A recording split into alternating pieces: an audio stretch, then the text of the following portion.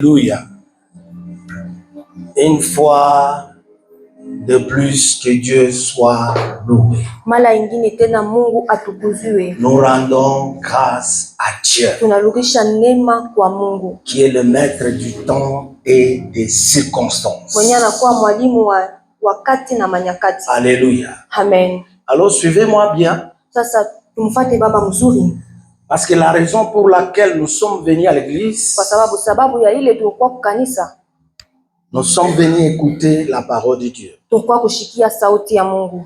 La parole de Dieu, c'est ça même la nourriture spirituelle. Sauti ya Mungu ndio yenye chakula ya kiroho. Parce que sans la parole de Dieu, Kwa sababu bila sauti ya Mungu nous allons sécher. tutakauka. Nous n'allons pas continuer dans notre marche chrétienne. Hatustendelea mwenendo yetu ya Bukristo. Pour bien faire la marche chrétienne, Jua kufanya mzuri mwenendo ya Bukristo, il faut chaque fois écouter la parole de Dieu. inabidi kila mara kushikia sauti ya Mungu. Voilà pourquoi, chers frères et sœurs en Christ, Sio kwa maana ndugu na dada ndani ya Kristo, depuis que nous avons commencé cette année, tangu tuanza hii mwaka l'année 2026, 2026, nous avons eu à tirer notre enseignement, notre leçon, notre matière que nous sommes en train de développer toute cette année tukitosha kishina ketu wala mafundisho yetu yenyewe tunakuwa nafundisha dans les livres de Hébreux chapitre 11 à partir de son verset 1er. Kitabu ya Waebrania 11 mstari yake ya kwanza. Là où il est écrit, Pale inaandikiwa, or la foi sasa imani est une ferme assurance inakuwa hakikisho mkubwa des choses qu'on ne voit pas. ya vitu atuone, C'est une démonstration inakuwa kionesho de celles qu'on ne voit pas. na kionesho ya bile atuone. Église, amen. Amen. Alors nous sommes en train d'abord de parler du concept foi. Sasa tunakuwa nasemezea msemo imani. Est-ce qu'on peut dire amen? Amen. Nous avons eu à donner la définition du concept foi. Tulileta tafsiri ya msemo imani. Premièrement, la foi, Sasa ya kwanza imani c'est une confiance inakuwa ni kitumaini qu'on met à quelqu'un, yenye tunaika ndani ya mtu, qu'on met à Dieu. yenye tunaika ndani ya Mungu. Ça, c'est les dictionnaires qui définissent la foi de la sorte. Ile ni dictionnaire ndio ina definir imani muinamna. Mais la Bible elle-même Sasa Biblia yo yenyewe définissent la foi inakuwa naonesha imani comme étant une assurance, kama vile hakikisho, comme une assurance kama vile hakikisho moya des choses qu'on ne voit pas. ya vitu bila tuone, Et c'est une démonstration na inakuwa kionesho de celles qu'on ne voit pas. ya bile atuone, Quelque chose qu'on ne voit pas, kitu kama kileto atuone, mais on croit dans cela. lakini tunaamini ndani ya ile. Alléluia. Amen. Lorsque j'ai cherché à savoir Wakati baba alitafuta kujua pourquoi est-ce que l'auteur avait écrit ces livres ou ces versets, jua nini mwandishi akaandika kitabu wala hii mstari, historiquement parlant, muhadisi ce que nous devons d'abord retenir, kile tunapasha kubamba, il avait écrit aux Juifs. akaandikiaka kubayuda, Les Juifs qui avaient avant la religion mosaïque. bayuda benye bale bakwa mbele na dini ya Musa. Et quand Christ était venu, lorsqu'ils avaient reçu le Seigneur Jésus, ils avaient reçu aussi la foi. Na wakati Yesu alikuya bakipokea Yesu na bakipokea imani, Et lorsqu'ils avaient la foi, na vile bakwa na imani, à l'époque où ils recevaient cette lettre, wakati ule bakipokea ibarua, ces Juifs connaissaient la persécution. aba bayuda bakwa na tesewa, Ils connaissaient une persécution atroce. bakwa na tesewa nguvu sana. C'est alors que l'écrivain Jo wakati ule mwandishi leur avait écrit anabandikia Et son but était quoi? Na kifukuzio yake ilikuwa En ni leur écrivant ainsi, mkubandikia hivi c'était pour les encourager. ni juu ya kubapatia nguvu Pour qu'ils n'arrivent pas à abandonner la véritable foi. juu bashache imani ya vya kweli. Ils avaient tendance à retourner à la religion mosaïque. Bakuwa natafuta kurudia kuile dini ya Musa. Alors il fallait les encourager. Sasa ilipasha kubatia nguvu Parce que la foi qu'ils avaient reçue, kwa sababu imani ile bakupokea, la foi en Christ, imani ndani ya Kristo c'était la véritable foi. ilikuwa ni imani ya vya kweli. Donc ils passaient des moments compliqués. Sasa bakuwa napitisha mawakati ya nguvu. Alors il fallait les encourager. Sasa ilipasha kubatia nguvu. Alors j'ai compris que Sasa baba naelewa kwamba Dieu cette année, Mungu hii il mwaka veut nous encourager. anataka kututia nguvu Parce qu'il sait kwa sababu que nous anajua sommes en train de passer ya kwamba tunakuwa napitishia des moments compliqués, mawakati ya nguvu, des moments difficiles. mawakati ya nguvu. Les gens ne savent plus bien vivre. Watu abaishi tena mzuri, La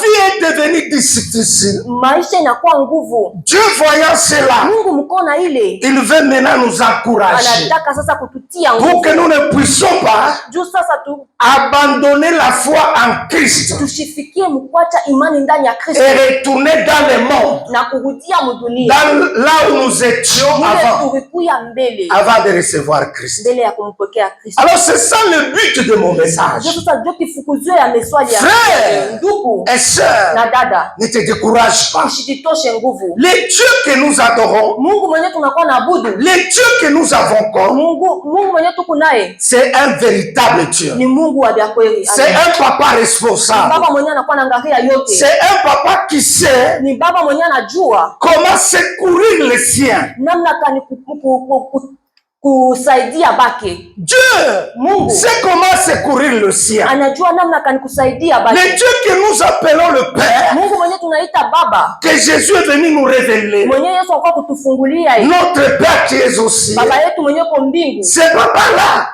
ule baba c'est un papa ni responsable. baba mwenye anakuwa Il anaangalia, connaît ta situation, anajua mambo yako, il connaît ton problème, anajua mambo il yako, connaît ta douleur, anajua maumivu il yako, connaît ta maladie, anajua magonjwa yako, et il est capable, na anaweza et il est prêt na anakuwa tayari à te venir en aide. kukusaidia. Alors il faut garder la foi. Sasa inapasha kuchunga imani. Église, amen. Amen.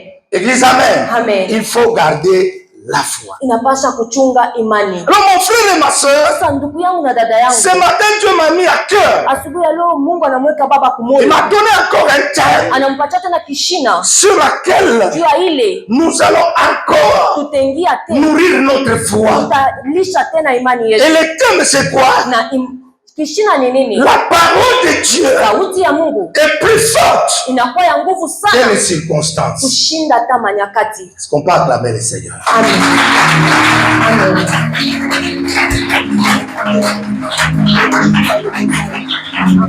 Alléluia.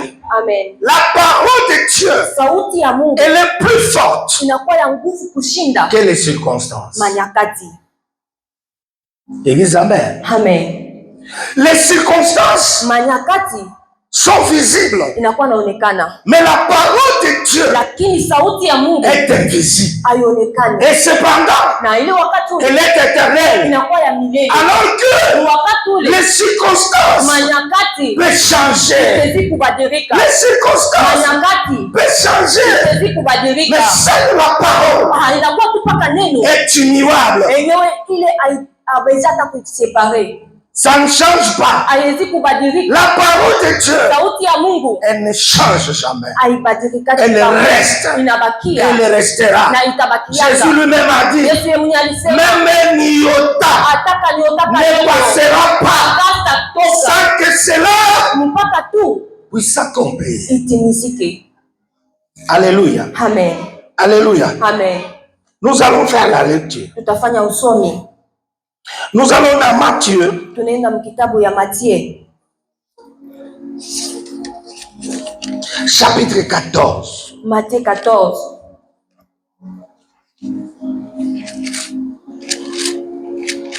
Est-ce que peut-on nous tenir debout? Tutaweza kushimamia juu. Matthieu 14. Mathayo 14 C'est une longue lecture, ni msomi mrefu, mais je veux faire en sorte qu'on va aller petit à petit. Baba tafanya kusema twende pole pole. Nous lisons à partir de son verset. Attendez que je puisse un peu voir. Soit on lit carrément tout le verset que j'avais déjà préparé, à partir du verset 22 jusqu'au verset 31. Évangile selon Matthieu, chapitre 22 jusqu'au verset 38. Nous suivons la lecture. Nous lisons la parole de Dieu. Amen. Aussitôt après, il obligea les disciples à monter dans la barque et à passer avant lui de l'autre côté. Pendant qu'il révélait la foule, quand il y renvoyait, il monta sur la montagne pour prier à l'écart. Et comme le soir était venu, il était là seul. La barque, déjà au milieu de la mer, était battue par les flots, car le vent était contraire.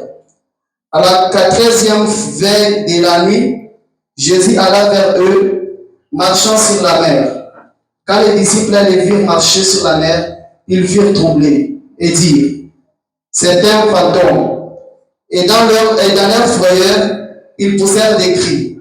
Jésus leur dit aussitôt, rassurez-vous, c'est moi, n'ayez pas peur. Pierre lui répondit, Seigneur, si c'est toi, ordonne que j'aille vers toi sur les eaux. Et il dit, viens, Pierre, sortit de la barque et marcha sur les eaux pour aller vers Jésus. Mais voyant que le vent était fort, il eut peur. Et comme il commençait à enfoncer, il s'écria, Seigneur, sauve-moi. Aussitôt, Jésus étendit la main, le saisit et lui dit, homme de peu de foi, pourquoi as-tu douté? Amen. Amen. Amen. Amen. Est-ce qu'on peut acclamer le Seigneur pour la lecture?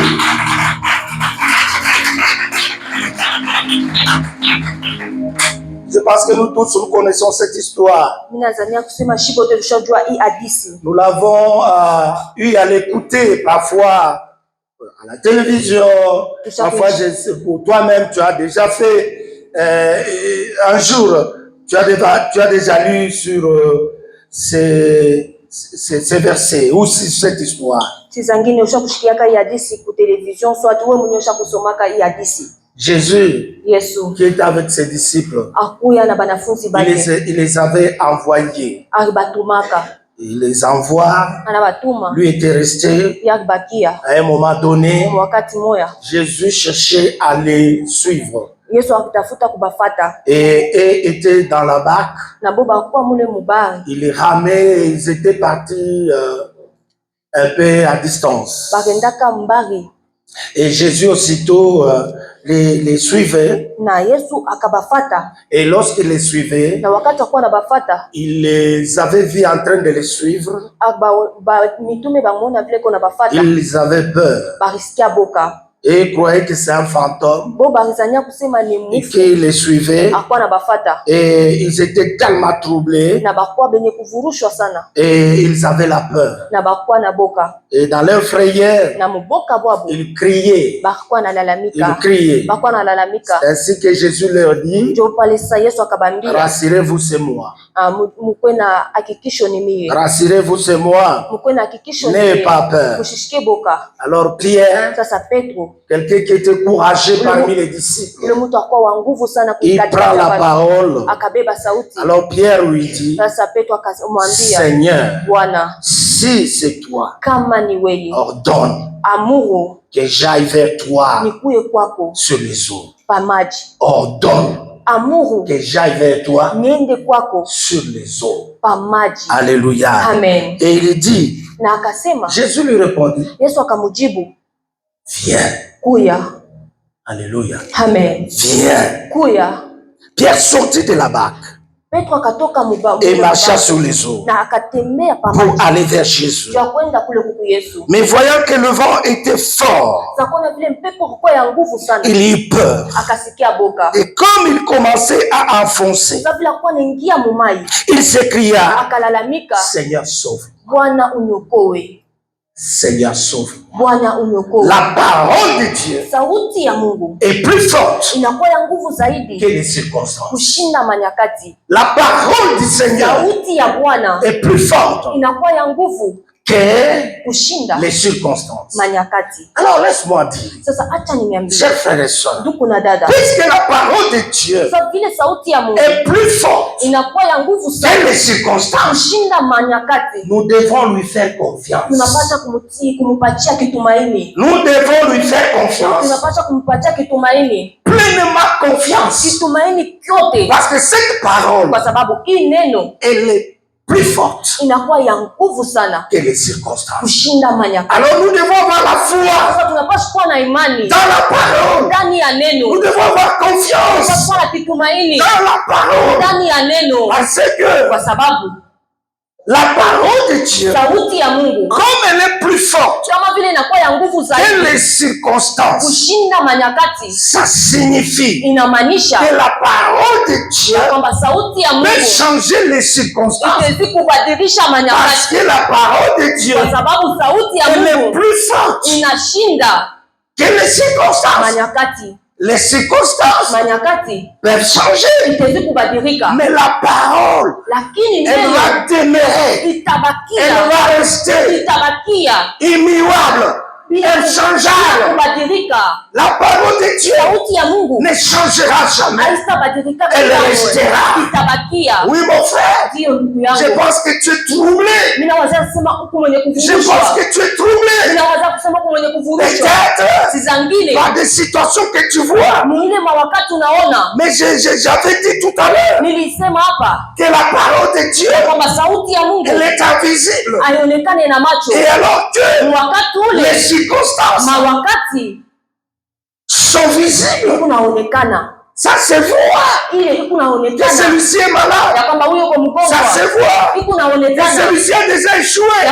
Ça se voit que celui-ci connaît des problèmes. Mais la parole qui est invisible, là où Dieu se cache, Dieu prononce sa parole plus que son nom. Lorsque Dieu lâche un mot, sachez-le que ce que Dieu a déjà dit, cela va s'accomplir. Cela arrivera. Parce qu'il n'est pas un fils de l'homme pour mentir, pour se repentir. Lorsqu'il dit quelque chose, il a toujours été derrière sa parole. D'ailleurs, c'est ce qui fait honorer Dieu. Dieu est fidèle. Moi, je peux dire des choses et oublier. Moi, je peux dire des choses et ne pas les faire. Mais lui, quand il dit que je t'ai guéri, tu es guéri. Même si aujourd'hui tu sens les symptômes de la maladie, tu sens encore les symptômes de la maladie. Ça, c'est la réalité. Mais la vérité, tu es déjà guéri. La vérité, tu es déjà guéri. Pourquoi? Ton créateur, Dieu, a parlé. Et comme il a déjà parlé, quelqu'un d'autre, aujourd'hui même ce matin, pendant que je suis en train de parler, ton estomac va terminer. Les maux de dents va terminer. Les maux de la tête va terminer. Toi qui souffres, je ne sais pas de quelle maladie, Dieu m'a envoyé comme un instrument pour te dire qu'aujourd'hui, tu es guéri. Tu es guéri. Parce que Esaïe a dit, par ses méprisés, nous sommes guéris. Par ses méprisés, nous sommes guéris. Par cet homme qui a accepté de prendre la croix. Cet homme qui a accepté l'humiliation. Cet homme qui a accepté la flagellation. Cet homme qui a accepté les injures. C'est pour que ta maladie puisse partir. Amen. Ayez la foi dans la parole.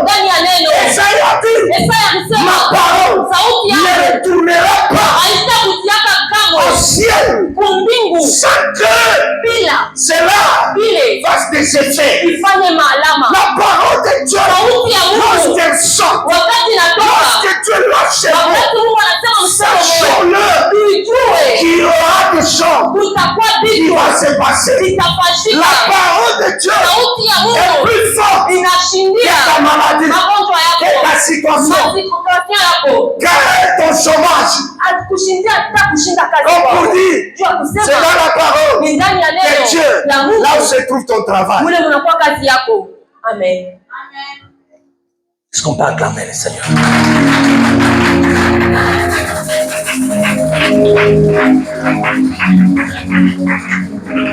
Si la parole de Dieu Kama sauti ya est Mungu plus forte inashindia que les circonstances, manyakati, nous devons avoir la foi. tunapaswa kuwa na imani, Nous devons placer notre confiance tunapaswa kuweka kitumaini yetu en elle. ndani ya ile neno, Placer notre confiance kuweka kitumaini yetu dans la parole de Dieu. ndani ya sauti ya Beaucoup Mungu. de gens entendent la parole. Watu bamingi banakuwa nashikia neno, Beaucoup de gens entendent la parole. banakuwa nashikia neno, Mais il ne